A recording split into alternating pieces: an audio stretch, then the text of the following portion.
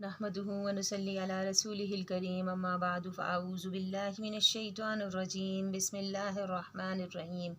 پیارے ناظرین، آج میں آپ کی خدمت میں استغفار کی فضیلت لے کر حاضر ہوئی ہوں۔ رسول اللہ صلی اللہ علیہ وآلہ وسلم کا ارشاد ہے کہ جو شخص رات کو سونے کے لیے بستر پر آئے اور 3 مرتبہ یہ کلمات کہے: بسم اللہ الرحمن الرحیم، استغفر اللہ الذی لا الہ الا هو الحی القیوم واتوب الیہ، استغفر اللہ الذی لا الہ الا هو الحی القیوم واتوب الیہ، استغفر اللہ الذی لا الہ الا هو الحی القیوم واتوب الیہ، اللہ تعالیٰ اس کے سارے صغیرہ گناہ معاف فرما دے گا، اگرچہ وہ سمندر کے جھاگ کے برابر ہوں، یا مقام عالج کی ریت کے ذرات کے مساوی ہوں، یا درخت کے پتوں کے برابر ہوں، یا دنیا کے دن اور رات کے برابر ہوں۔